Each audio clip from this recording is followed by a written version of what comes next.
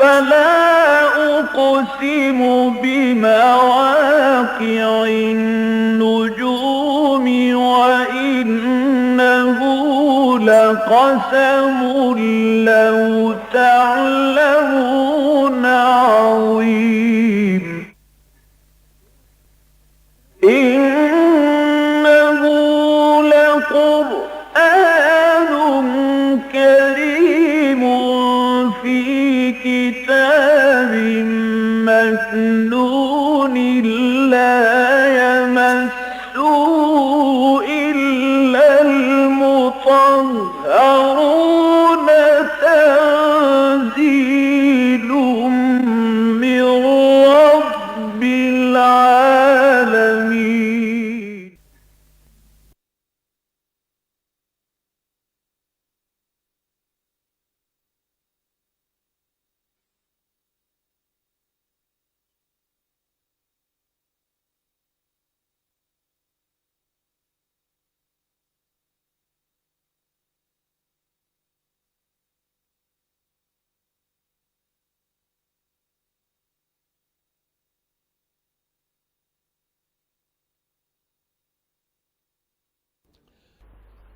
نحمده ونصلي على رسوله الكريم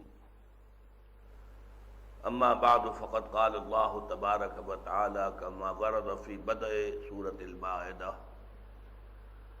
اعوذ بالله من الشيطان الرجيم بسم الله الرحمن الرحيم يا ايها الذين آمنوا اوفوا بالعقود احلت لكم بهيمة الانعام الا ما يتلى عليكم غير محل الصيد وانتم حرم ان الله يحكم ما يريد صدق الله العظيم. رب اشرح لي صدري ويسر لي امري واحلل عقدة من لساني يفقهوا قولي. اللهم ربنا الهمنا رشدنا واعذنا من شرور انفسنا. اللهم ارنا الحق حقا وارزقنا اتباعه وارنا الباطل باطلا وارزقنا اجتنابه آمین یا رب العالمین. سورہ مائدہ ویسے تو گنتی کے اعتبار سے قرآن حکیم کی 5ویں صورت ہے، لیکن مکی اور مدنی صورتوں کے جو گروپ میں نے بارہا آپ کو بیان کیے ہیں، ان میں مکی صورت تو اس گروپ کی صرف ایک ہے، سورہ فاتحہ. وہ کہنے کو ایک ہے، ویسے پورے قرآن کے مساوی سمجھ لیجئے. اگر یہ نہ کہہ سکے کہ پورے قرآن پر بھاری ہے تو بہرحال اسے خود قرآن العظیم کہا گیا سورۃ الحجر کے اندر. لیکن اس کی جو 4 صورتیں ہیں اس گروپ کی مدنیات، ان میں سے یہ آخری ہے، چوتھی اور آخری. یہ جو 4 صورتیں ہیں ایک عجیب ترتیب ہے ان میں کہ سب سے بڑی سب سے پہلے، پھر اس کے بعد اس سے چھوٹی، پھر اس کے بعد اس سے چھوٹی، پھر اس کے بعد اس سے چھوٹی. یہ سب سے چھوٹی صورت ہے ان میں سے. اس کے 16 رکوع ہیں اور 120 آیات ہیں. سورہ نساء کے 24 رکوع ہیں اور 176 آیات ہیں. سورہ آل عمران کے 20 رکوع ہیں اور 200 آیات ہیں. اور سورہ بقرہ کے 267 آیات ہیں اور 40 رکوع. پھر یہ بھی بارہا بات سامنے آ چکی ہے کہ قرآن مجید کی اکثر صورتیں جوڑوں کی شکل میں ہیں. چنانچہ سورۃ البقرہ اور سورۃ آل عمران یہ ایک جوڑا ہے. اور حضور صلی اللہ علیہ وسلم نے ایک حدیث میں واضح شدہ الفاظ کے مطابق ان کو ایک نام دیا الزہراوین، 2 نہایت روشن اور تابناک صورتیں. اور فرمایا ہے کہ قیامت کے دن یہ 2 صورتیں 2 بدلیوں کی صورت میں سامنے آئیں گی، ظاہر ہوں گی، جو ان لوگوں پر سایہ کریں گی کہ جو ان سے محبت کرتے تھے. تو سورہ بقرہ اور سورہ آل عمران میں آپ کو نظر آیا کہ دونوں میں ایک بات تو یہ مشترک ہے کہ الف لام میم دونوں صورتیں جو ہیں ان حروف مقطعات سے شروع ہوئی ہیں. پھر دونوں کے آخر میں نہایت عظیم دعائیں ہیں. ربنا لا تؤاخذنا ان نسینا واخطانا، بڑی طویل آیت ہے، طویل دعا ہے. اور سورہ آل عمران کے بھی آخری رکوع میں دعا ہے، 3 آیات پر مشتمل بڑی طویل دعا ہے. پھر یہ کہ ان دونوں میں ایک ورٹیکل ڈویژن ہے، یعنی سورہ بقرہ کے دو حصے ہیں، پہلے حصے میں 18 رکوع ہے، دوسرے میں 22 ہے، وہ ورٹیکل ڈویژن ہو گئی۔ پھر جو 18 رکوع ہیں، 22 رکوع ہیں پہلے حصے کے، ان میں بھی تقسیم یوں ہے کہ پہلے 4 رکوع جو ہیں وہ تمہیدی، پھر 10 رکوعوں میں خطاب اہل کتاب میں سے خاص طور پر بنی اسرائیل سے، پھر 4 رکوع جو ہیں وہ برزخی ہیں، یعنی تحویل قبلہ جو علامت تھی اس بات کی کہ سابقہ امت جو ہے معزول ہو کر اب ایک نئی امت اس کی جگہ آ رہی ہے، اس کے لیے علامت کے طور پر تحویل قبلہ، وہ مضمون جو ہے ان 4 رکوعوں میں آیا ہے۔ اس طریقے سے گویا کہ 18 رکوع، اس کے بعد جو ہے پھر 22 رکوع آتے ہیں، اور 22 رکوعوں کے اندر 3 مضامین کے جو دھاگے ہیں ایک دوسرے سے بٹے ہوئے، یہ بارہا میں عرض کر چکا ہوں۔ سورہ آل عمران میں بھی ورٹیکل ڈویژن موجود ہے، پہلے حصے میں 10 رکوع ہیں، تقریباً 1/3 حصہ اس کا تمہیدی ہے، 1/3 حصہ جو ہے وہ اہل کتاب میں سے نصارہ کے ساتھ گفتگو پر مشتمل ہے، اور 1/3 حصہ پھر برزخی نوعیت کا ہے جیسے کہ سورہ بقرہ میں۔ اس کے بعد کے 10 رکوعوں میں پہلے 2 رکوعوں میں اہل کتاب سے خطاب ہے، پھر 6 رکوع متواتر چلے ہیں 60 آیات غزوہ احد کے حالات و واقعات پر، اور اس کے ضمن میں ہدایات جو اللہ تعالیٰ کی طرف سے نازل ہوئی، اور اس کے بعد پھر خطاب ہے امت مسلمہ سے۔ بہرحال ان 2 صورتوں میں تو یہ حصہ جو ہے ہمیں نظر آتا ہے خاص طور پر کہ ورٹیکل ڈویژن موجود ہے۔ سورہ نساء اور سورہ مائدہ میں جو جوڑے ہونے کی نسبت ہے، اس کی ایک علامت یہ ہے کہ دونوں کے شروع میں کوئی حروف مقطعات نہیں ہے، براہ راست گفتگو شروع ہو گئی۔ البتہ ایک تدریج ہمیں نظر آئی کہ سورہ نساء میں یا ایھا الناس سے بات شروع ہوئی، یا ایھا الناس اتقوا ربکم الذی خلقکم من نفس واحدۃ وخلق منها زوجها وبث منهما رجالا كثيرا ونساء واتقوا الله الذي تساءلون به والارحام ان الله كان عليكم رقيبا، جبکہ یہاں ہم نے دیکھا یا ایھا الذین آمنوا، ایک قدم آگے آیا ہے معاملہ۔ چنانچہ سورہ نساء میں زیادہ تر مسلمانوں کے لیے جو احکام آئے ہیں وہ عائلی زندگی اور معاشرتی زندگی سے متعلق ہے، اور سورہ مائدہ میں جو احکام آئیں گے وہ ریاستی سطح پر اجتماعی زندگی کی جو بلند ترین سطح ہے، اس میں یہ کہ بڑے بڑے جرائم کی سزائیں کیا ہیں وہ سامنے آ جائیں گی۔ اس اعتبار سے جو شریعت محمدی صلی اللہ علیہ وسلم کا بلو پرنٹ تیار ہوا تھا سورہ بقرہ میں، اس کا تکمیلی نقشہ وہ ہے جو سورہ مائدہ میں آئے گا۔ سورہ آل عمران میں تشریعی احکام بہت کم ہیں، سورہ نساء میں کافی تفصیل کے ساتھ ہیں، اور پھر یہ سورہ مائدہ میں تکمیل کے درجے میں سمجھ لیجئے کہ شریعت محمدی علیہ صاحب الصلاۃ والسلام اپنے تکمیلی مرحلے کو پہنچ گئی ہے سورہ مائدہ کے اندر۔ سورہ نساء میں زیادہ گفتگو جو تھی وہ اہل کتاب کے ساتھ نصارہ سے کی گئی، اہل کتاب میں سے بنی اسرائیل سے بھی کی گئی۔ یہاں بھی آپ دیکھیں گے کہ دونوں سے خطاب آپ کو ملے گا۔ بس اس توحید کے بعد اب شروع کیجئے، یا ایھا الذین آمنوا اوفوا بالعقود۔ یہ اوپننگ الفاظ جو ہیں بڑے اہم ہیں۔ اے ایمان کے دعوے دارو، اپنے عہد اور معاہدوں کی پابندی کیا کرو، انہیں پورا کیا کرو۔ یہ آپ کو یاد ہوگا کہ ہمارا جو منتخب نصاب ہے مطالعہ قرآن حکیم کا، اس کے دوسرے درس میں یہ بات آتی ہے والموفون بعہدہم اذا عاہدوا، اور وہاں تفصیل سے بیان ہوتا ہے کہ معاشرتی اور قومی زندگی میں اصل میں اکثر و بیشتر معاملات معاہدوں پر مشتمل ہے۔ معاہدہ ہے ایک جو امپلائر امپلائی کے درمیان ہوتا ہے، معاہدہ ہے ایک جو خریدار اور بیچنے والے کے درمیان ہوتا ہے، معاہدہ ہے ایک جو سرکاری ملازم اور حکومت کے درمیان ہوتا ہے، شادی بھی ایک معاہدہ ہے، سوشل کانٹریکٹ ایک مرد اور عورت کے درمیان۔ تو گویا کہ اگر معاہدہ جو ہے اور عہد جو ہے اس کو پورا کرنے کا جذبہ پیدا ہو جائے تو پھر یہ ہے کہ پورے معاشرے کی اسٹریم لائننگ ہو جائے گی، اور پورا معاشرہ جو ہے وہ بہت عمدہ ہو جائے گا، متوازن ہو جائے گا، اور اس میں اطمینان ہوگا اور سکون ہوگا اور باہمی اعتماد ہوگا۔ یہاں ذرا اسی کو ایک مختلف لفظ سے واضح کیا ہے، اوفوا بالعقود، عقد کہتے ہیں کسی دو چیزوں کے جوڑ دینے کو، اسی لیے گرہ کہلاتی ہے عقدہ، اردو میں بھی ہم بولتے ہیں عقدہ لا ینحل، ایسی گرہ جو حل نہ ہو سکے۔ ایسی بیچ میں بات آ پڑی ہے، مقطع میں آ پڑی ہے سخن گسترانہ باز، کہ جو چیز کے آپس میں حل نہ ہو سکے اور جڑی ہوئی ہو اس طور سے وہ عقد ہے۔ چنانچہ اس کا ایک لطیفہ بھی آتا ہے کہ عرب میں آپ کو معلوم ہے جو لوگ باہر کے ہیں اور وہ ملازمت کرتے ہیں، ان کا ہر سال کانٹریکٹ جو ہے رینیو ہوتا ہے۔ تو ایک پاکستانی ملازم جو وہاں تھے وہ چھٹی پر آئے اور پیچھے ان کے ایک لیٹر آ گیا تجدید عقد کا، کہ تمہارا جو معاہدہ تھا ہمارا اس کو تازہ کرنا ہے، تو یہ تجدید عہد کے فارم دیے جا رہے ہیں، تو پر کر کے بھیج دو۔ وہ کہیں بیوی نے دیکھ لیا عقد اور تجدید عقد، اب عقد ہمارے ہاں تو صرف ایک بات کے لیے بولا جاتا ہے، نکاح کا عقد نکاح، اس لیے وہ اس کے پیچھے پڑ گئی کہ یہ تم نے کیا کیا ہے، وہاں پر تم نے کوئی اور شادی کر لی ہے۔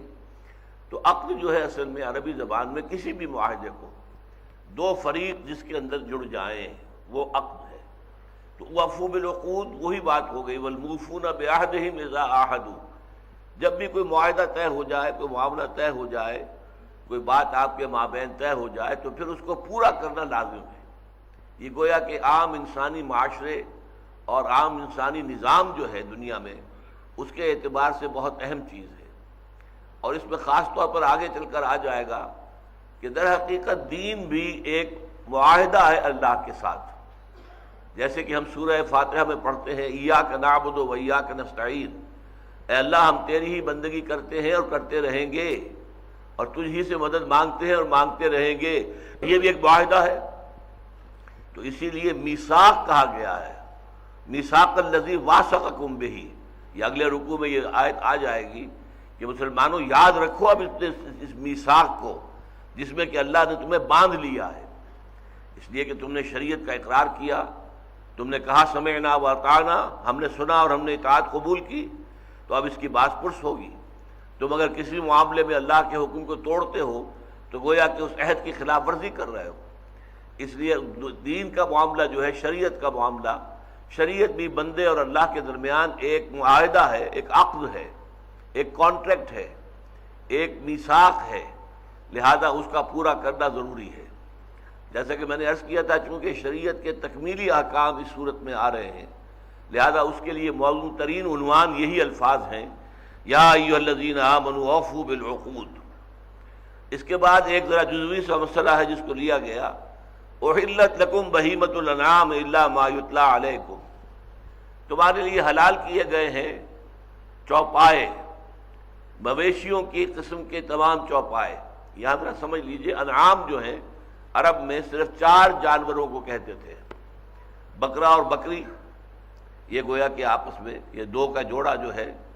اسی طریقے سے بھیڑ اور بھیڑو یہ دوسرا جوڑا ہے، 4 ہو گئے، گائے اور بیل 6 ہو گئے، اور اس کے ساتھ اونٹ اور اونٹنی 8 ہو گئے۔ ثمانیت ازواج، یہ سورہ انعام کے اندر آیا ہے، ثمانیت ازواج، یہ 8 ہیں جو جوڑوں کی شکل میں ہے، ان کو کہتے ہیں انعام، یہ عام مویشی ہیں۔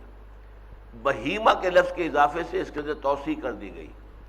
یعنی یہ کہ جو چوپائیں ہوئی انہی انعام کے مانند چوپائے ہیں، مثلاً ہرن ہے وہ بکری کی طرح ہے، نیل گائے ہے وہ گائے کے مانند ہے، یعنی باقی جتنے حیوانات بھی ایسے ہیں کہ جو گوشت نہ کھاتے ہوں، شکار نہ کرتے ہوں، شکار کرنے والے تمام جانوروں کا گوشت حرام ہے۔ اور اس میں جو حکمت ہے وہ یہ معلوم ہوتی ہے کہ ہر حیوان کے گوشت میں اس کی اپنی سرشت کے اثرات ہوتے ہیں۔ جو شکار کرنے والا ہے، شیر کر رہا ہے شکار، چیتا کر رہا ہے شکار، بھیڑیا کر رہا ہے شکار، ان کے اندر جو ہے ایک طرح کی خونخواری موجود ہے، لہذا جو لوگ قومیں ان کا گوشت کھائیں گی ان کے اندر بھی وہ خونخواری پیدا ہو جائے گی۔ جیسے کہ خنزیر کے گوشت سے متعلق سمجھ لیجئے کہ خنزیر جو ہے تمام حیوانات میں سب سے زیادہ،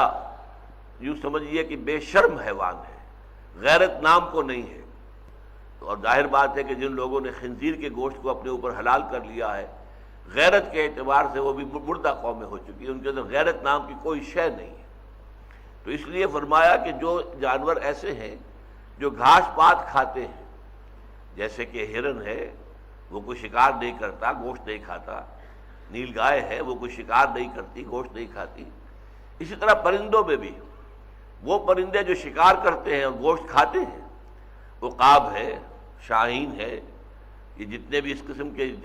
پرندے ہیں وہ شکار کرتے ہیں، ان میں درندگی ہوتی ہے، ان کا گوشت بھی حرام کر دیا گیا۔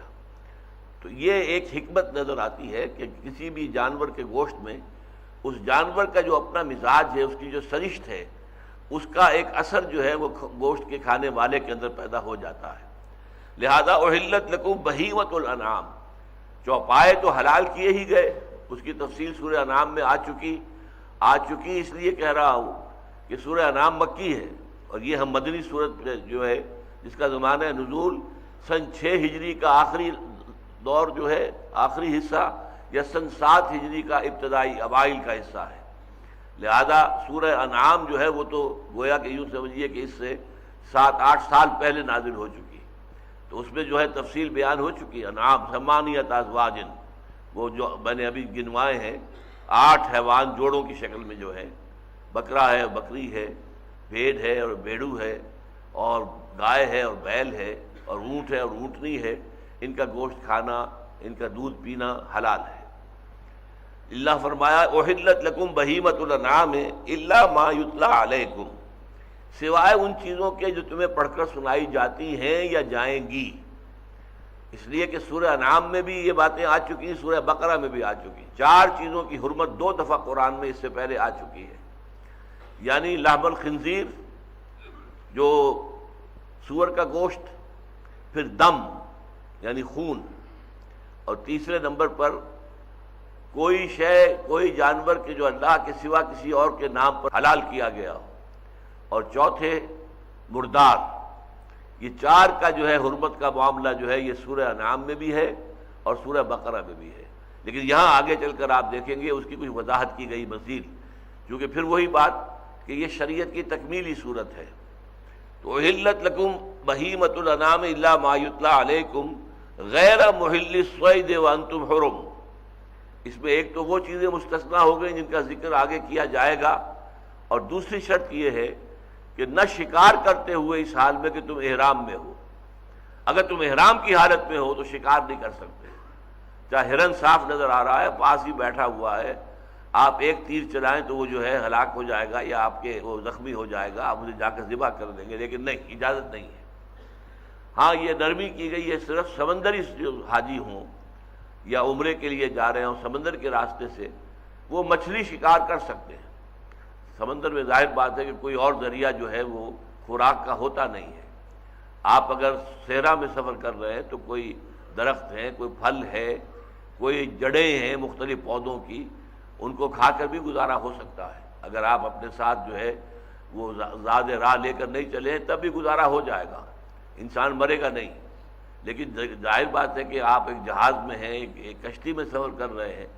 تو مچھلی کے سوا تو کوئی اور غذا آس پاس کہیں ہے ہی نہیں، لہذا وہاں جو ہے ان حاجیوں کے لیے اور عمرہ کرنے والوں کے لیے جو احرام کی حالت میں ہوں وہ سمندری شکار جائز کیا گیا، لیکن بر پر، خشکی پر کوئی شکار جائز نہیں ہے۔ غیر محل الصید وانتم حرم ان اللہ یحکم ما یرید، اللہ تعالی فیصلہ کرتا ہے اور حکم دیتا ہے جو چاہتا ہے۔ یہ بہت اہم آیت کا ٹکڑا ہے یہ، کہ اللہ تعالیٰ کا اختیار مطلق ہے، وہ شارع مطلق ہے، وہ حکم دینے کا اختیار اسے حاصل ہے جو چاہے۔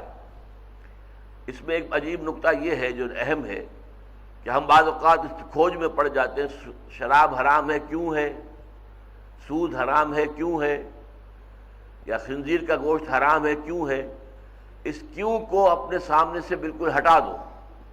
ہاں اگر تحقیق کے نتیجے میں کوئی بات معلوم ہو سکے، جیسا کہ میں نے ابھی سور کے گوشت کے بارے میں بتایا کہ بے حیائی جو ہے اس کے اندر موجود ہے، تو آپ کو پھر سونے پر سہاگا ہو جائے گا اور آپ کو ایک اطمینان قلب حاصل ہو جائے گا۔ لیکن کسی چیز کے حرام ہونے کے لیے صرف یہ بات کافی ہے کہ اللہ نے اسے حرام کیا، بس ختم۔ یہی ہم سورہ بقرہ میں دیکھ چکے ہیں کہ کچھ لوگ ایسے تھے جنہوں نے یہ کہا کہ انما البیع مثل الربا، یہ بیع جو ہے یہ بھی تو ربا کے مانند ہے۔ آپ نے 200 روپے کی ایک چیز خریدی اور 400 میں یا 300 میں بیچ دی، 100 روپیہ بچ گیا، آپ نے 200 کسی کو قرض دیے اور 1 سال کے بعد 300 یا 400 لے لیے، یہ آپ کا نفع ہو گیا، کیا حرج ہے، کیا فرق ہے اس میں؟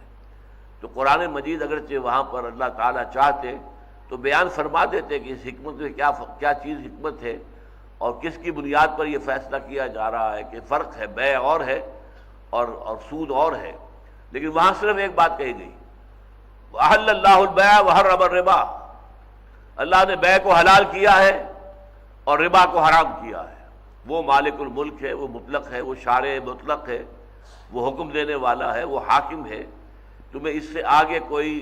چون و چرا کرنے کا حق حاصل نہیں ہے۔ یا تو کہو تم مانتے نہیں اللہ کو، تم مانتے نہیں محمد کو کہ وہ اللہ کے رسول ہیں صلی اللہ علیہ وسلم، تم مانتے نہیں قرآن کو کہ وہ اللہ کا کلام ہے، تب تو ٹھیک ہے، پھر تم سے بات اس موضوع پر نہیں ہوگی کہ سود کیوں حرام ہے اور خنزیر کا گوشت کیوں حرام ہے، پھر تو پہلے بات ہوگی کہ اللہ کو مانو، اللہ کے رسول کو مانو، اس کے لیے دلائل دیے جائیں گے، اس کے لیے اپیل سے دلیل سے آپ کو قائل کرنے کی کوشش کی جائے گی، لہذا وہاں تفصیلات میں بحث کی کوئی ضرورت نہیں ہے۔ البتہ اگر آپ مانتے ہیں، آپ کا دعویٰ یہ ہے کہ اللہ کو مانا ہے اور اللہ کے رسول کو مانا ہے، محمد صلی اللہ علیہ وسلم کے کہ وہ اللہ کے رسول ہے، وما ينطق عن الهوى ان هو الا وحی یوحى، وہ اپنی خواہش نفس سے کوئی بات کہتے ہی نہیں، بلکہ وہ جو وحی کی جاتی ہے وہی بات لوگوں کے سامنے رکھتے ہیں۔ اسی طریقے سے قرآن اللہ کا کلام ہے، لہذا جو کچھ قرآن میں آیا ہے وہ واجب التعمیل ہے، لہذا یہ صورتحال ہونی چاہیے۔ اگر تم مانتے ہو اللہ کو اور رسول کو اور کتاب کو، نہیں مانتے تو پھر ان تفاصیل پر بحث کرنے کی ضرورت نہیں ہے۔ تو ان اللہ یحکم ما یرید، اللہ تعالیٰ حکم دیتا ہے یا فیصلہ کرتا ہے جو چاہتا ہے، اس کا اختیار مطلق ہے، اس کی حکمت سمجھ میں آ جائے فبہا، اس میں یقیناً نور لنا نور ہے، جیسے کہ حضرت ابراہیم نے بھی کہا تھا ولیکن لیطمئن قلبی، کہ اللہ مجھے دکھا کیف تحیی الموتیٰ، تو مردوں کو کیسے زندہ کرے گا۔ اللہ نے اس کی ایک مثال ان کی نگاہوں کے سامنے پیش کر دی، تو اس میں جو فرمایا گیا تھا، اللہ تعالیٰ نے پوچھا تم دیکھنا چاہتے ہو، اولم تؤمن، کیا تمہیں ایمان حاصل نہیں ہے؟ قال بلا، عرض کیا یقیناً ہے، میں صاحب ایمان ہوں، میں مانتا ہوں کہ آپ زندہ کریں گے مردوں کو، لیکن ولیکن لیطمئن قلبی، لیکن میں چاہتا ہوں میرا دل بالکل مطمئن ہو جائے، ٹھک جائے اس بات پر، تو اس کے لیے ذرا مجھے مشاہدہ کرا دے۔ تو یہ بات تو ہو جائے گی کہ اگر آپ کو کسی حکم کی حکمت بھی معلوم ہو جائے تو اس سے دل ٹھک جائے گا، اس سے ایک اطمینان ہو جائے گا، اس سے ایک انشراح صدر حاصل ہو جائے گا، اس سے آپ کو ایک باطنی بصیرت اور روشنی حاصل ہو جائے گی۔ لیکن حکم کا ماننا اور حکم کی فرما برداری اس پر منحصر نہیں ہے کہ وہ بات آپ کی سمجھ میں آئے، وہاں تو سیدھی سیدھی بات ہے، اسمعوا واطیعوا، سنو اور اطاعت کرو، ان دونوں کے درمیان کوئی فاصلہ نہیں ہے۔ یا ایھا الذین آمنوا لا تحلوا شعائر اللہ ولا الشہر الحرام ولا الہدی ولا القلائد ولا آمین البیت الحرام یبتغون فضلا من ربہم ورضوانا وإذا حللتم فاصطادوا۔ اب یہاں پر جو میں نے ابھی تک آیت پڑھی ہے، آیت لمبی ہے، آگے بھی اس کا حصہ ہے، وہ کیا ہے، اس کا پس منظر کیا ہے؟ دیکھیے، یہ جیسا کہ میں نے عرض کیا ہے، یہ صلح حدیبیہ کے بعد یہ صورت نازل ہوئی ہے۔ اب مکے والوں کی طرف سے تو امن حاصل ہو گیا مسلمانوں کو، لیکن چونکہ مکے والوں نے 6 سال تک روکے رکھا کہ کوئی مسلمان جو ہے وہ زیارت نہیں کر سکتا کعبہ شریف کی، اور نہ وہ عمرہ کر سکتا ہے نہ حج کر سکتا ہے، تو ایک غصہ، ایک وینجینس، ایک طرح کا انتقامی سا جذبہ پیدا ہو جانا بالکل فطری ہے۔ تو اب یہ کہ بہت سے جو قبیلے ہیں ان کے جو حاجی جاتے تھے حج کرنے کے لیے، مشرک تھے وہ، لیکن حج تو موجود تھا ان میں، سنت ابراہیمی کا یہ ایک عمل جو ہے ان کے یہاں مسلسل چلا آ رہا تھا، حج کرتے تھے، تو حج کے لیے قافلے آ رہے ہیں اور وہ اسلامی مملکت کے حدود میں سے ہو کر گزر رہے ہیں، تو کہیں ایسا نہ ہو اے مسلمانوں کہ تمہارے اندر وہ جو انتقام کا جذبہ ہے وہ تمہیں ان حاجیوں پر زیادتی کرنے پر آمادہ کر دے۔ ان لوگوں نے ہمیں روکا ہوا، ان کو بھی روکو اور ان کا مال ضبط کرو، اور جو جانور یہ حجی کے لیے لے جا رہے ہیں انہیں ان سے ضبط کر دو اور انہیں ذبح کر کے کھاؤ۔ ایسی کوئی شکل ہے مسلمانوں تمہاری طرف سے نہیں ہونی چاہیے۔ انہوں نے جو زیادتی کی اس کے جواب دے وہ عند اللہ ہو جائیں گے، لیکن تمہاری طرف سے زیادتی نہیں ہونی چاہیے۔ تو اس کے لیے گنوا دی ہے چیزیں، یا ایھا الذین آمنوا لا تحلوا شعائر اللہ، یہ سب سے موٹی بات ہو گئی۔ شاعر کسے کہتے ہیں؟ شعیرہ کہتے ہیں کسی شے کا شعور بیدار کرنے والی چیز، کوئی عقلی اور روحانی حقیقت ہے جو اتنی لطیف ہے کہ عام طور پر وہ ذہن میں مستحضر نہیں رہتی، اس کے لیے کوئی علامت مقرر کر دی جائے تو علامت کو دیکھتے ہی وہ شے یاد آ جائے گی، یہ شعیرہ ہے، اس کی جمع شعائر ہے۔ اللہ کی کتاب سب سے بڑا شعیرہ ہے، بیت اللہ شریف سب سے بڑا شعیرہ ہے۔ سورہ بقرہ میں ہم پڑھ چکے ہیں ان الصفا والمروہ من شعائر اللہ، صفا اور مروہ کی پہاڑیاں جو ہیں یہ بھی اللہ کے شعائر میں سے ہیں۔ ان پہ جو چکر لگائے تھے حضرت ہاجرہ نے سلام علیہا پانی کی تلاش میں کہ کوئی مجھے نظر آ جائے، کوئی قافلہ جاتا ہوا نظر آ جائے، کبھی وہ صفا کے اوپر چڑھتی تھی اور جا کر اوپر سے دیکھتی تھی کہیں کوئی انسان نظر آئے جس کو میں پکار سکوں کہ کچھ پانی ہمیں دو، میرا بچہ جو ہے شیر خوار وہ دم توڑ رہا ہے، رو رہا ہے، ایڑیاں رگڑ رہا ہے، پانی نہیں ہے۔ پھر وہاں سے مایوس ہو کر دوڑتی تھی مروہ کی طرف، اور مروہ پہ جا کر وہی کام پھر دیکھ رہی ہے، جھانک رہی ہے، کوئی انسان نہ ادھر نظر آیا نہ ادھر نظر آیا۔ البتہ اللہ کے فضل سے کیا ہوا کہ جہاں حضرت اسماعیل ایڑیاں رگڑ رہے تھے وہاں سے چشمہ برآمد ہو گیا، وہی زمزم ہے۔ زمزم کے معنی رکو رکو۔ اب وہ پانی نکل کے ادھر ادھر پھیل رہا تھا تو حضرت ہاجرہ نے کیا کیا، ادھر سے مٹی وغیرہ جمع کر کے کہ رکے یہ پانی جمع ہو جائے، ورنہ ادھر ادھر بہہ گیا تو ضائع ہو جائے گا، جذب ہو جائے گا۔ زم زم، رکو رکو، ٹھہرو ذرا ٹھہرو، تاکہ میں تمہارے لیے ایک تالاب کی شکل بنا لوں، تو وہ یہ زمزم ہے۔ بہرحال یہ شاعر اللہ میں سے ہے کہ ان کا جب طواف کیا جاتا ہے تو یاد رہتا ہے انسان کو کہ اسی انداز میں حضرت ہاجرہ علیہ السلام جو ہے اسی طریقے سے دوڑتی رہی تھی۔ اس میں درمیان کا حصہ دوڑنے کا بھی ہے، سعی کا ہے باقاعدہ، ابتدا میں چلتے ہوئے جاتے ہیں، پھر دوڑنے کا تھوڑا سا علاقہ ہے، پھر چڑھائی شروع ہوتی ہے تو پھر چل کر جانا ہے۔ تو یہ شاعر اللہ ہے، اللہ کی کتاب سب سے بڑا شعیرہ ہے، بیت اللہ بہت بڑا شعیرہ ہے۔ ان الصفا والمروہ من شعائر اللہ، یہ ہم سورہ بقرہ میں پڑھ چکے ہیں۔ اسی طریقے سے یہاں اضافہ کیا جا رہا ہے، لا تحلوا، تحلوا کا مطلب حلال نہ کر لو۔ اس کا کیا مطلب ہے؟ اس کی حرمت کو بٹا نہ لگاؤ۔ جو شاعر ہیں ان کی تعظیم، ان کی عزت ہو، اس کا احترام ہو، ان کی تعظیم کی جائے۔ تو لا تحلوا شعائر اللہ، اللہ کے شاعر کی حرمت کو بٹا نہ لگاؤ، ان کے احترام کو بٹا نہ لگاؤ۔ ولا الشہر الحرام، اسی طرح کا ایک شعیرہ ہے شہر حرام، یعنی وہ مہینے کے جن میں لڑائی حرام ہے۔ 3 مہینے حج کے لیے ہوتے تھے، ذی قعدہ، ذی الحج اور محرم، اور 1 مہینہ انہوں نے فکس کیا ہوا تھا رجب کا کہ یہ عمرے کے لیے تھا۔ لہذا اس میں اگر لڑائی بڑائی ہو رہی ہو تو ظاہر بات ہے کہ جو عام مین البیت الحرام، ابھی آئے گا آگے کہ جو لوگ بیت الحرام کی طرف جا رہے ہیں ان سے تعرض نہ کیا جائے، قتل ان کو نہ چھیڑا جائے، نہ انہیں ستایا جائے، نہ ان کا مال لوٹا جائے۔ ولا الشہر الحرام ولا الہدی ولا القلائد، اور ہدی کے جانور جو لے جا رہے ہیں چڑھاوا چڑھانے کے لیے بیت اللہ پر، اللہ کے نام پر وہاں ذبح کرنے کے لیے،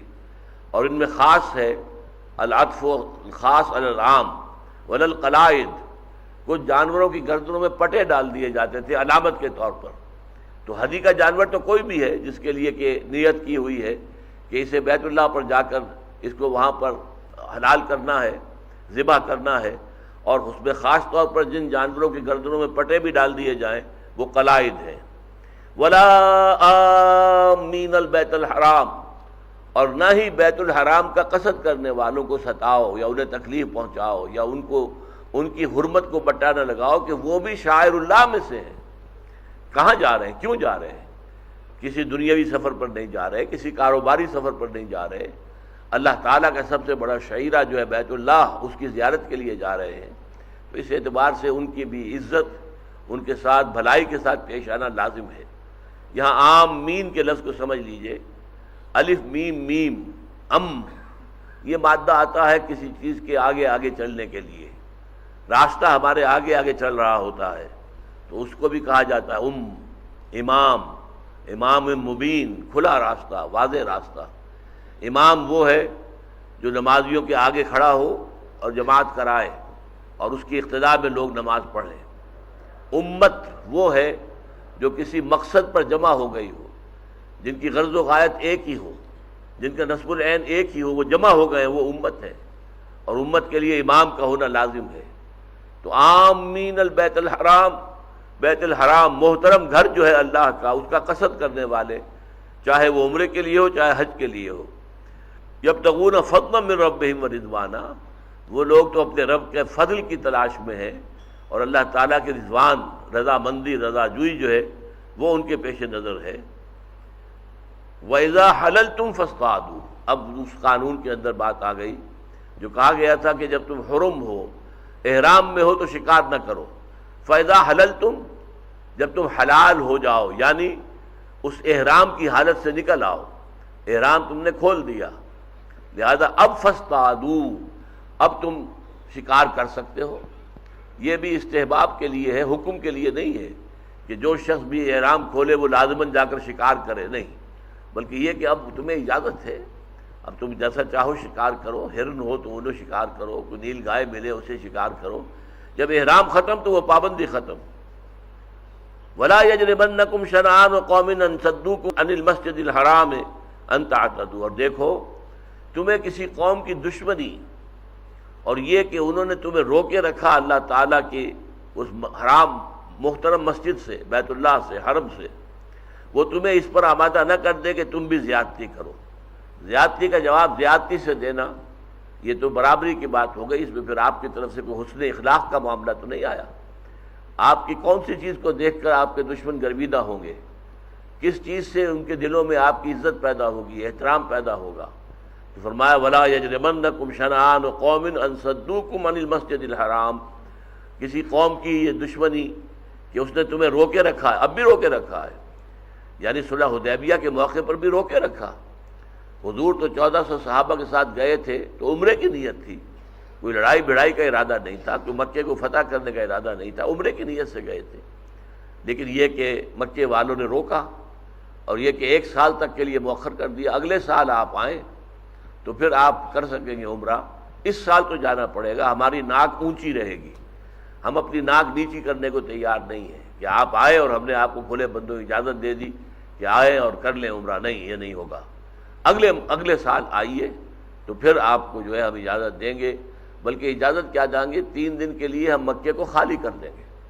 ہم پہاڑوں پر چڑھ جائیں گے اور آپ کو مکہ خالی ملے گا، تاکہ آپ جس طرح چاہیں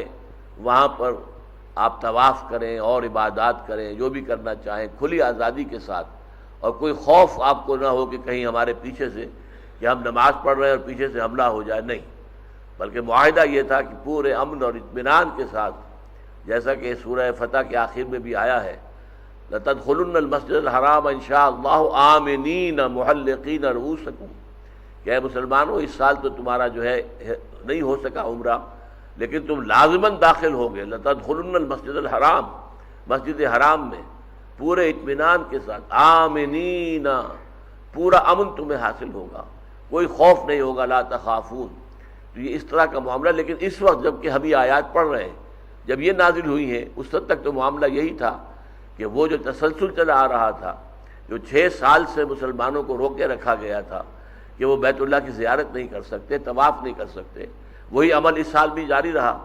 اور 1400 صحابہ کو وہیں پر اپنے احرام کھول کر اور جو قربانی کے جانور ساتھ تھے انہیں ذبح کرنا پڑا۔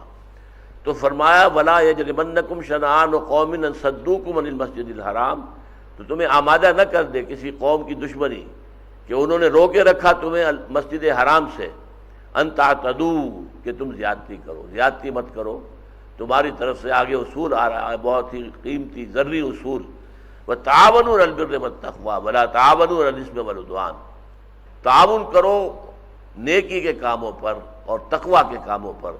ولا تعاونوا، اور نہ تعاون کرو علی الاسم والعدوان، کسی گناہ کے کام پر یا ظلم کے کام پر۔ یعنی یہ کہ چاہے وہ مشرک ہیں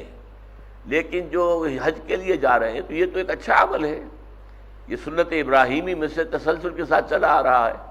لہذا ان کے ساتھ معاملہ جو ہے تعاون کا ہونا چاہیے، نہ صرف یہ کہ انہیں غضب نہ پہنچاؤ، انہیں تکلیف نہ پہنچاؤ، انہیں لوٹو نہ، انہیں قتل نہ کرو، بلکہ یہ کہ ان کی دعوت کرو، ان کو کھلاؤ، ان کا اہتمام کرو، ان کو ضیف کی حیثیت سے رکھو، یعنی صرف یہ کہ ان کو چھوڑے نہیں رکھنا ہے بلکہ ان کی خدمت کرنی ہے۔ وتعاونوا علی البر والتقوی، بر یہ ہم پڑھ چکے ہیں، لیس البر ان تولوا وجوہکم قبل المشرق والمغرب، تعاونوا علی البر والتقوی، نیکی کے کاموں میں اور تقوی کے کاموں میں تعاون کرو، ولا تعاونوا علی الاثم والعدوان، اور ہرگز تعاون نہ کرو گناہ کے کاموں میں اور زیادتی کے کاموں میں، واتقوا اللہ، اور اللہ کا تقوی اختیار کرو، ان اللہ شدید العقاب، یقیناً اللہ تعالیٰ سزا دینے میں بہت سخت ہے۔ عقاب بنا ہے عقب سے، عقب پیچھے کو کہتے ہیں، عاقبت، آخرت کو عاقبت بھی کہا جاتا ہے، آخرت دنیا کے مقابلے میں جو پیچھے آئے گی، بعد میں آئے گی، وہ آخرت ہے۔ عاقبت یہ بھی پیچھے آنے والی شے ہے، تو عاقبت بھی ہم اسے کہتے ہیں۔ عاقبت اندیش، جو شخص کے خیال رکھتا ہو، لحاظ رکھتا ہو بعد میں نکلنے والے نتائج کا۔ تو یہاں پر فرمایا عقاب، اللہ تعالیٰ جو ہے سزا جب دیتا ہے تو یہ کسی عمل کا نتیجہ ہوتا ہے جو اس عمل کے بعد ملتا ہے۔ آپ نے نیکی کی ہے تو آپ کو اس کی جزا ملے گی، بدی کی ہے تو سزا ملے گی۔ تو عقاب کا لفظ جو ہے وہ سزا کے لیے خاص ہے۔ عقوبت، ٹارچر کرنا، عقوبت خانے کہلاتے ہیں، یہ عقوبت خانے ہیں۔ ان اللہ شدید العقاب، یقیناً اللہ تعالیٰ بہت سخت ہے سزا دینے میں۔ حرمت علیکم المیتہ، اب یہ جو وعدہ کیا گیا، احل لکم بہیمۃ الانعام الا ما یتلی علیکم، تمہارے لیے تمام انعام یعنی وہ 8 اور اس کے ساتھ ہی ان جیسے جو اور جانور ہیں، حیوانات ہیں، وہ سب حلال کر دیے گئے۔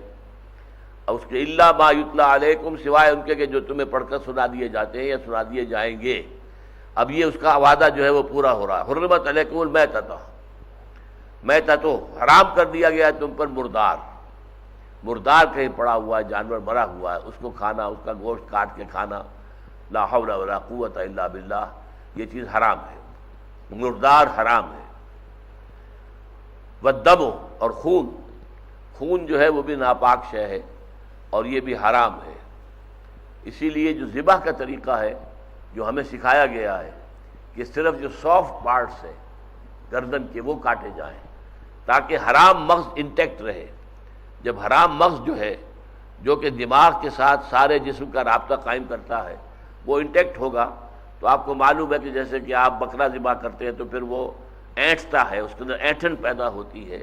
اور وہ ہاتھ پاؤں مارتا بھی ہے۔ اس سے یہ ہوتا ہے کہ تمام ٹیشوز کے اندر جو خون ہے وہ نچڑ کر آ جاتا ہے اور وہ باہر نکل جاتا ہے، تو گوشت جو ہے وہ خون سے پاک ہو جاتا ہے۔ اور اگر آپ نے گردن اڑا دی جیسے سکھ کرتے ہیں جھٹکا، کہ بکرا کھڑا ہے اور ایک تلوار کا وار کیا اور گردن اڑا دی،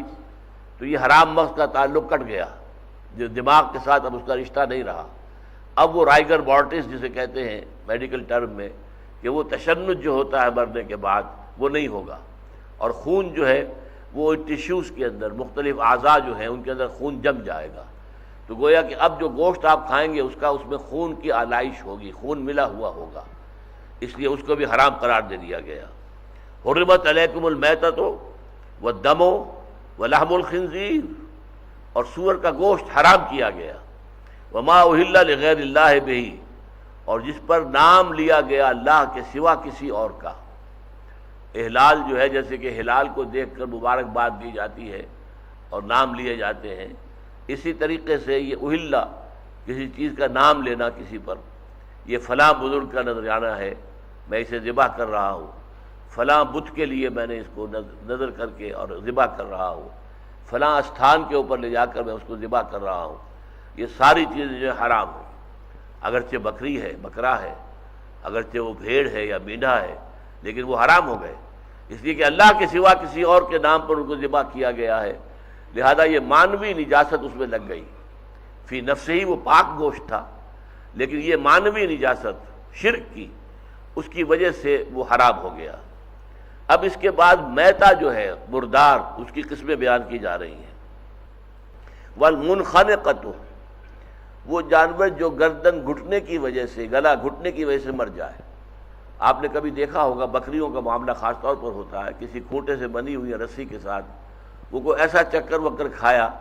کہ وہ رسی ان کے گلے کے گرد لپٹتی چلی گئی۔ اب جتنا ہاتھ پاؤں مار رہی ہے وہ اپنے اس سے نکلنے کے لیے، اتنا ہی وہ جو بند ہے اور جو گھٹن ہے اس رسی کی وہ بڑھتی جا رہی ہے، یہاں تک کہ وہ مر جاتی ہے۔ یہ منخنقہ ہے۔ یعنی جو گلا گھٹنے سے مر گئی، والموقوذہ اور جس کو کوئی چوٹ لگی اور اس سے وہ جانور مر گیا، والمتردیہ اور وہ جانور جو کہیں بلندی سے نیچے گرا، کوئی چٹان تھی اور دوڑتا ہوا چلا آ رہا تھا، چٹان اچانک ختم ہو گئی اور وہ نیچے گیا اور مر گیا، والمتردیہ والنطیحہ اور دو حیوان آپس میں لڑ پڑے اور ایک کے سینگ سے دوسرا جو ہے ہلاک ہو گیا، تو جو سینگ مرنے لگنے کی وجہ سے ہلاک ہوا ہے وہ بھی حرام ہو گیا، وما اکل السبع اور جو بھی کچھ درندے کھا لیں، درندے نے ہرن کا شکار کیا، اس میں سے کچھ کھایا، ناشتہ کیا، باقی چھوڑ دیا، اور وہ رکھتا ہے اس لیے کہ پھر میں بعد میں آ کے کسی وقت کھاؤں گا، اتنے میں آپ پہنچ گئے اور آپ کو جانور مل گیا، گوشت مل گیا، معلوم ہوا تازہ تازہ ہی اس کو اس نے جو ہے کھایا ہے، لیکن یہ کہ اگر وہ مردار ہے، مر چکا ہے تو حرام ہے، لیکن اگر اس میں ابھی زندگی باقی ہے، صرف گوشت کھایا گیا، مثلا ایک ٹانگ کھائی گئی ہے یا دونوں ٹانگیں کھا لی گئی ہیں، تو اس سے یہ کہ موت نہیں آتی، بلکہ اب اس جانور کے اندر کوئی جان کی رمق ہے، تو اگر تم تزکیہ کر لو، یہ تزکیہ ذال کے ساتھ ہے، زے کے ساتھ نہیں، زے کے ساتھ تزکیہ کی معنی ہے نفس کو پاک کرنا، اور ذال کے ساتھ تزکیہ کی معنی ہے ذبح کرنا، تو یہ ذبح کر سکو اگر، یعنی جانور میں ابھی جان ہے، اگرچہ اس کی ایک ٹانگ یا دو ٹانگیں جو ہیں وہ کسی درندے نے کھا لی ہیں، لیکن اس کے اندر ابھی جان ہے، تو ذبح کر سکو تو تمہارے لیے جائز ہو جائے گا، لیکن اگر وہ مر چکا ہے تو ناجائز ہے۔ تو حرمت علیکم المیتۃ والدم ولحم الخنزیر وما اہل لغیر اللہ بہ والمنخنقۃ والموقوذۃ والمتردیۃ والنطیحۃ وما اکل السبع الا ما ذکیتم وما ذبح علی النصب۔ ایک اور چیز جو حرام کی گئی، جو کسی استھان پر جا کر ذبح کیا جائے، آپ فلاں چیز جو ہے فلاں مقبرے پر جا کے ذبح کر رہے ہیں، حالانکہ ذبح کرتے ہوئے نام اللہ کا لیا ہے، لیکن وہاں یہ کس لیے لے کر گئے آپ، اس قبر کے پاس کیوں ذبح کر رہے ہیں؟ اس لیے کہ آپ کو تقرب چاہیے اس قبر والے سے، لہذا یہ بھی حرام ہے۔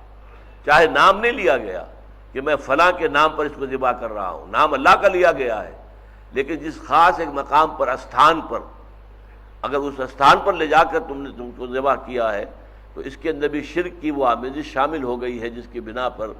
اگر اللہ کے نام کے سوا کسی اور کا نام لے کر ذبح کیا جائے تو جس طرح وہ شے حرام، یہ بھی شے حرام۔ وما ذبح علی النصب، نصب نصب سے بنا ہے، نصب کہتے ہیں کسی چیز کو گاڑ کر کھڑا کر دینا، تو مختلف جو ہے استھان وہ اس طرح بھی بنتے تھے کہ وہاں پر کوئی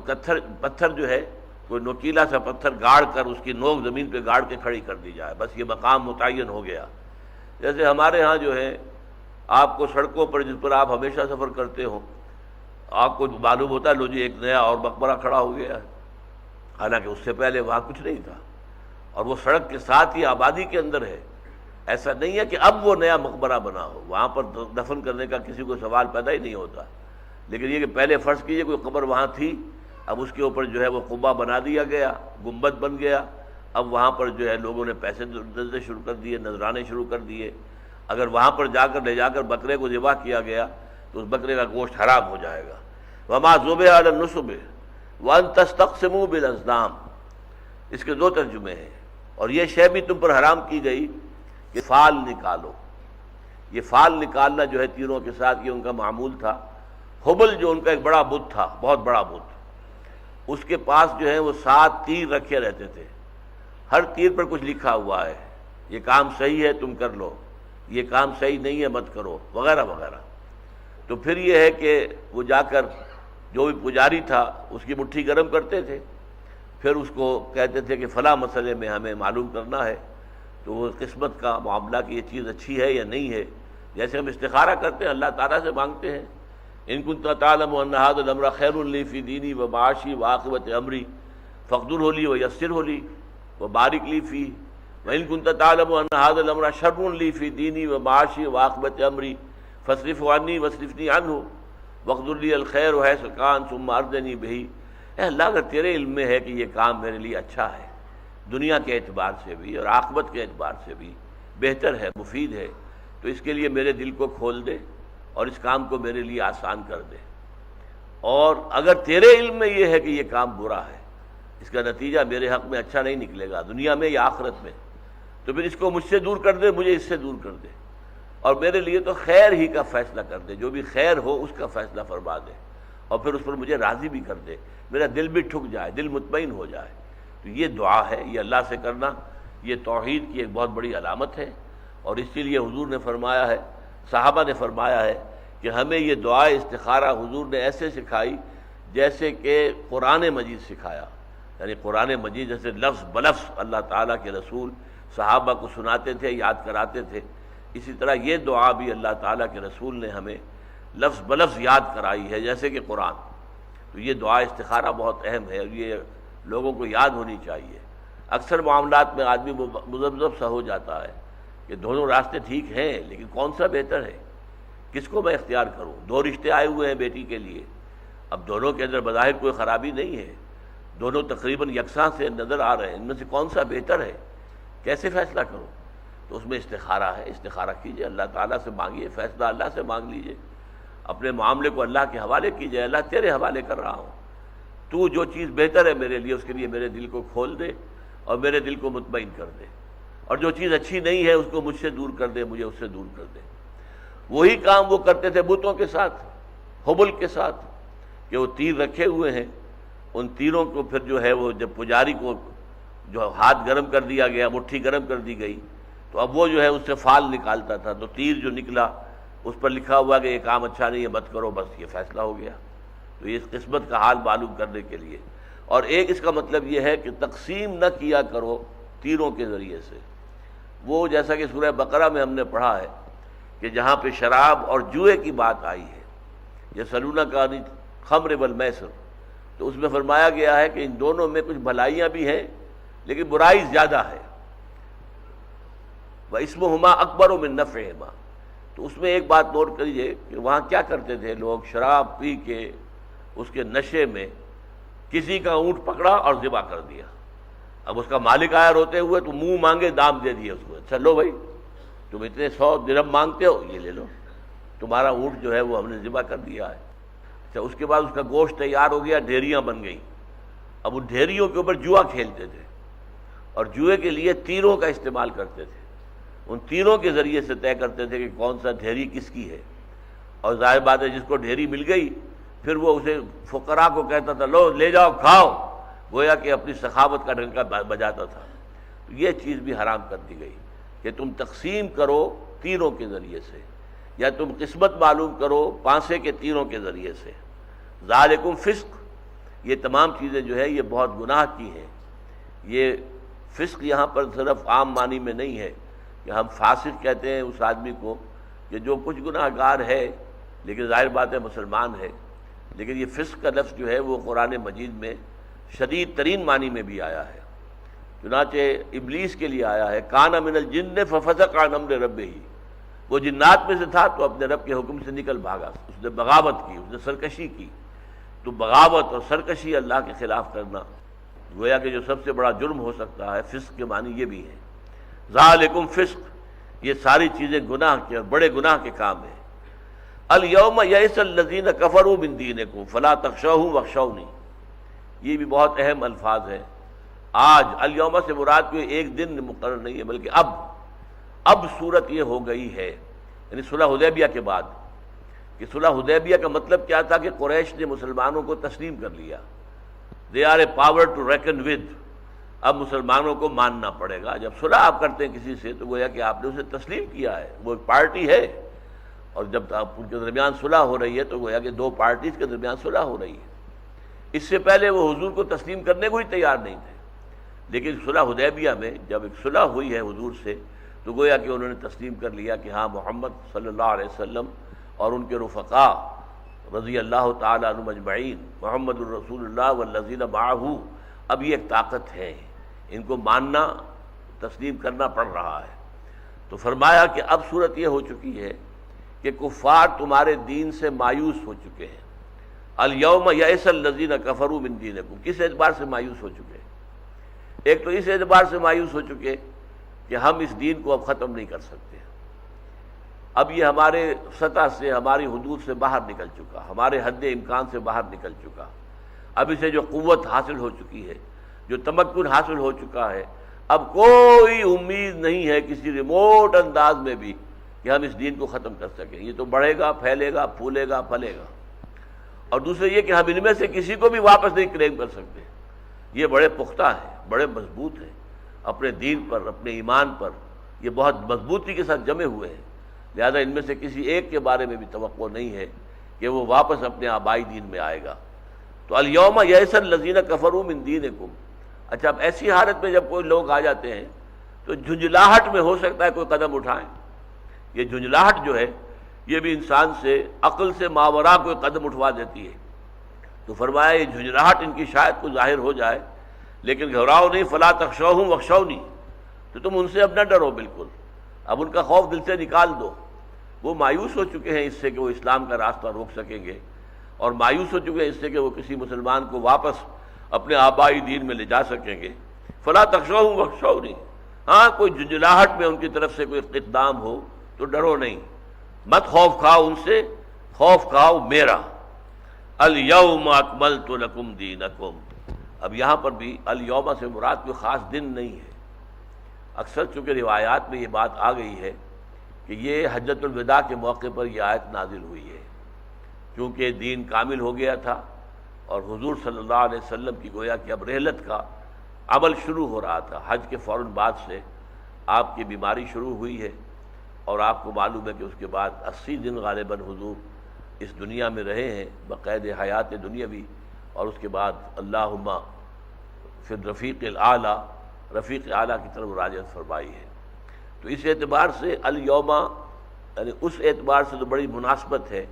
کہ عین حجۃ الوداع کے موقع پر یہ آیت نازل ہوئی ہو، اسی طرح مشہور بھی ہو گئی ہے۔ لیکن یہ سلسلہ کلام دیکھتے ہوئے معلوم ہوتا ہے کہ ایسا نہیں ہے کہ یہ بعد میں آئی ہو اور جا کر یہاں پر جو ہے اسے ٹانک دیا گیا ہو، بلکہ سلسلہ کلام میں بالکل مسلسل ہے۔ معلوم ہوتا ہے کہیں بات ٹوٹ نہیں رہی۔ الیوم اکملت لکم دینکم واتممت علیکم نعمتی، تو یہ سن 7 ہجری سمجھ لیجئے کہ اس میں یہ صورت آیت نازل ہو رہی ہے، تو اسی وقت نازل ہوئی۔ لیکن اس کا ظاہر بات ہے قرآن مجید جب نازل ہوتا تھا تو پوری دنیا میں اس کا چرچا تو نہیں ہو جاتا تھا، وہ کچھ لوگوں کو، صاحب علم لوگوں کے علم میں آ گیا،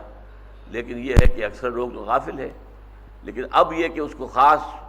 حجۃ الوداع کے موقع پر حضور نے بڑے اہتمام کے ساتھ یہ الفاظ کہے، تو لوگوں نے سمجھا کہ شاید یہ نازل ابھی ہوئے۔ جن کے علم میں یہ نہیں تھا کہ یہ پہلے سے نازل شدہ الفاظ ہیں، انہوں نے یہ سمجھا کہ یہ ابھی نازل ہوئے۔ تو عام طور پر گمان یہی ہے مفسرین کا، یہ نازل تو اسی سورہ مبارکہ کے تسلسل میں ہوئے ہیں، لیکن یہ ہے کہ حجۃ الوداع کے موقع پر خاص اس کی شان کا ظہور ہوا، اس اعتبار سے یہ سمجھا جاتا ہے کہ یہ حجۃ الوداع کے روز نازل ہوئی۔ الیوم اکملت لکم دینکم، آج کے دن میں نے تمہارے لیے تمہارے دین کو کامل کر دیا۔ دین کسے کہتے ہیں؟ نظام کو۔ اب نظام اسلام واضح طور پر مکمل ہو چکا ہے۔ آئلی نظام کیا ہوگا، معاشرتی نظام کیا ہوگا، معاشی نظام کے اندر کون سی چیزیں ہیں جو حرام ہیں، اس کے باقی اس کے بعد جو ہے وہ اس کے لیے کھول دیا گیا راستہ۔ اسی طرح جو سیاسی نظام ہے اس کے اصول کیا ہیں وہ دے دیے گئے، تو دین مکمل ہو گیا۔ اب اجتہاد کے ذریعے سے ہم نے جو 2 آنکھیں تمہیں دی ہیں، کتاب اللہ اور سنت رسول صلی اللہ علیہ وسلم، ان سے راستہ دیکھو اور آگے چلو، آگے بڑھو اجتہاد کے ذریعے سے۔ دین جس حد تک ہم نے تمہیں دینا تھا وہ کامل ہو گیا۔ الیوم اکملت لکم دینکم واتممت علیکم نعمتی۔ اب نعمت کس کو کہا گیا؟ اتمام کر دیا گیا تم پر اپنی نعمت کا، اتمام ہم نے کر دیا۔ اتممت علیکم نعمتی، نعمت ہے ہدایت۔ یہ میں نے بارہا بیان کیا ہے کہ نعمت ایک ہی شے ہے اور وہ ہدایت ہے، دنیا کی کوئی چیز نعمت نہیں ہے۔ صحت آپ کہیں گے نعمت ہے، نعمت نہیں ہے۔ اگر صحت کے ساتھ آپ برے کام کر رہے ہیں، اگر صحت کی وجہ سے آپ کسی پر ظلم کر رہے ہیں، آپ کیونکہ صحت مند ہیں، طاقتور ہیں، تو کسی غریب کے اوپر آپ ظلم کر رہے ہیں، تو یہ صحت آپ کے لیے نعمت نہیں ہوئی، زحمت ثابت ہو گئی، یہ تو عذاب کا دیباچہ بن گئی۔ اس کی وجہ سے آپ نے وہ برا کام کمایا، وہ گناہ کمایا، لہذا یہ نعمت نہیں ہے۔ اولاد نعمت ہے، لیکن اولاد اگر غلط راستے پر چل پڑی ہے اور وہ آپ کے لیے بھی سوہار روح بن گئی ہے بڑھاپے کے اندر، یا یہ کہ وہ بعد میں بھی آپ کے بعد جو ہے لوگ ان کو دیکھ کر آپ کا نام بھی برائی سے لیتی ہے، فلاں کی اولاد ہے، فلاں کی نسل ہے، تو وہ نعمت نہیں ہے، وہ تو زحمت ہے۔ لہذا نعمت وہی شے ہے جس کے ساتھ ہدایت ہو، تو گویا کہ اصل نعمت ہدایت ہے۔ جس شے کے ساتھ یہ ہدایت مل گئی، لگ گئی، جڑ گئی، تو وہ شے نعمت ہو گئی۔ اگر صحت ہے اور ہدایت بھی ہے تو صحت بھی نعمت ہے، اولاد ہے اور ہدایت بھی ہے تو اولاد بھی نعمت ہے۔ اسی طریقے سے آپ اس کو اگر عمر اللہ بڑھا رہا ہے لیکن اس کے ساتھ ہدایت موجود ہے تو یہ بھی ایک نعمت ہے۔ اس میں آپ اپنے گناہوں کی جو ہے کوئی تلافی کر سکیں گے، کوئی تلافی بافات کر سکیں گے، اگر کوئی غلطیاں ہوئی ہیں ان کے اللہ تعالیٰ سے مغفرت طلب کر سکیں گے۔ لہذا عمر جو ہے اپنی جگہ پر وہ نعمت ہے، بشرطے کہ نعمت ہدایت موجود ہو۔ تو ہدایت تم پر کامل ہو گئی، یعنی قرآن مجید جو ہے اس کی بھی تکمیل ہو گئی۔ اتممت علیکم نعمتی ورضیت لکم الاسلام دینا، اور تمہارے لیے اب راضی ہو گیا ہوں میں کہ اسلام ہی دین ہے ہمیشہ کے لیے۔ یہ دین اللہ تعالیٰ کی طرف سے ایکنالجڈ ہے، اللہ نے اس کو پسند کر لیا ہے، اللہ تعالیٰ کی طرف سے اس پر مہر تصدیق ثبت ہو گئی ہے۔ فمن اضطر فی مخمصۃ غیر متجانف لإثم فإن اللہ غفور رحیم۔ اب چونکہ آیا تھا حرمت علیکم المیتۃ والدم ولحم الخنزیر، وہ جو طویل آیت آئی تھی، اب اس میں ایک استثناء بیان کیا جا رہا ہے۔ یہ ہر جگہ آیا ہے، سورہ انعام میں بھی آیا ہے، سورہ بقرہ میں بھی آیا ہے۔ اگر کوئی شخص اضطرار کی حالت میں آ جائے، اضطرار ضرر سے بنا ہے، ضرر میں باب افتعال ہوگا، تو اضطراب جو ہے وہ اضطرار یہ تے کی بجائے ضاد کی مناسبت سے طا ہو گیا، اضطرار۔ اضطرار یہ ہے کہ بہت تکلیف ہے، بہت ضرر ہے، آدمی کو مرنے کا اندیشہ ہے، کھانے کو کچھ نہیں ہے سوائے مردار کے، کھانے کو کچھ نہیں ہے سوائے سور کے گوشت کے، کھانے کے لیے کچھ نہیں ہے سوائے کسی اور ایسی چیز کے جو حرام ہے فی نفسہ ہی، تو تمہیں اس کے لیے اجازت ہے غیر متجانف لإثم، لیکن ایک شرط ہے اس میں کہ گناہ کی طرف رجحان نہ ہو، اپنا دلی میلان نہ ہو، واقعی مجبوری ہو، واقعی جان پر بن گئی ہو، اور واقعی انسان جو ہے اندیشہ محسوس کر رہا ہو کہ اگر میں حرام میں سے کوئی چیز نہیں کھاؤں گا تو میری زندگی کا سلسلہ ختم ہو جائے گا۔ اگر ایسا ہے اور اس کے اندر میلان نہیں ہے، ایسا نہیں ہے کہ سور کا گوشت کبھی کھایا تھا اور اب اس کی لذت جو ہے، اس کا چسکا ایسا پڑ گیا ہے کہ بہانے بنا بنا کر سور کا گوشت کھایا جا رہا ہے۔ اب جیسے بعض لوگ جو ہیں ہمارے ہاں عرب ممالک کے لوگ خاص طور پر اضطرار کہتے تھے کہ یورپ میں گئے، امریکہ میں گئے، گوشت ملتا نہیں، حلال گوشت ہے نہیں، گوشت تو وہاں سور کا ہے، یا یہ کہ اگر کوئی اور گوشت بھی ہے، بیف ہے، مٹن ہے، وہ بھی جھٹکے کے ہیں، وہ بھی حرام ہے، جائز نہیں ہے، تو ہم کیا کریں؟ اضطرار ہے، مجبوری ہے تو کھاؤ، نہیں یہ حرام ہے، یہ اضطرار نہیں ہے۔ وہاں پر آپ کو اور چیزیں ملتی ہیں، انڈے ملتے ہیں، انڈے تل کر کھائیں، پروٹین آپ کو مل جائے گی، دالیں ملتی ہیں، اور دالوں کو کہا گیا ہے میڈیکل ٹرم میں کہ یہ پور مینز میٹ ہے، دالوں کے اندر بھی وہ پروٹین موجود ہیں کہ جو گوشت کے ذریعے سے ہمیں حاصل ہوتی ہیں، اور سبزیاں ہیں، ترکاریاں ہیں، ساری چیزیں موجود ہیں۔ گوشت کھانا کوئی فرض نہیں ہے، گوشت کھانا زندہ رہنے کے لیے لازم نہیں ہے، لہذا اسے اضطرار نہیں کہیں گے۔ یہ خام خواہ کا اضطرار جو بنایا ہوا ہے، یہ جھوٹا اضطرار، اس کو اللہ تعالیٰ کے ہاں قبولیت حاصل نہیں ہوگی۔ فمن اضطر فی الواقع فی مخمصۃ، وہ خوب بھوک کی وجہ سے، شدید بھوک اور فاقے کی وجہ سے اضطرار کی کیفیت سے جو ہے وہ دوچار ہو گیا ہے، غیر متجانف لإثم، گناہ کی طرف اس کی طبیعت کا کوئی میلان نہ ہو۔ سورہ بقرہ میں باغ ولا عاد، کہ نہ وہ اس کا طلبگار ہو اور نہ ہی ضرورت سے زیادہ بڑھے۔ اگر فرض کیجئے کہ ایک دو بوٹیاں کھا کر جان بچائی جا سکتی ہے تو یہ نہیں ہے کہ اب پیٹ بھر کر جو ہے کھایا جائے، بلکہ صرف جان بچانے کے لیے جس قدر کھانا ضروری ہے صرف اسی پر اکتفا کی جائے۔ تو غیر متجانف لإثم فإن اللہ غفور رحیم، تو اللہ تعالیٰ بھی غفور اور رحیم ہے، بخشنے والا ہے، رحم فرمانے والا ہے۔ ایسے مضطر کو جو حالت اضطرار سے دوچار ہو چکا ہو، اللہ تعالیٰ معاف کر دے گا اگر وہ حرام شے بھی استعمال کر لے اپنی جان بچانے کے لیے۔ بارک اللہ لی ولکم فی القرآن العظیم ونفعنی وإیاکم بالآیات والذکر الحکیم، انہ تعالی جواد کریم ملک بر رؤوف الرحیم۔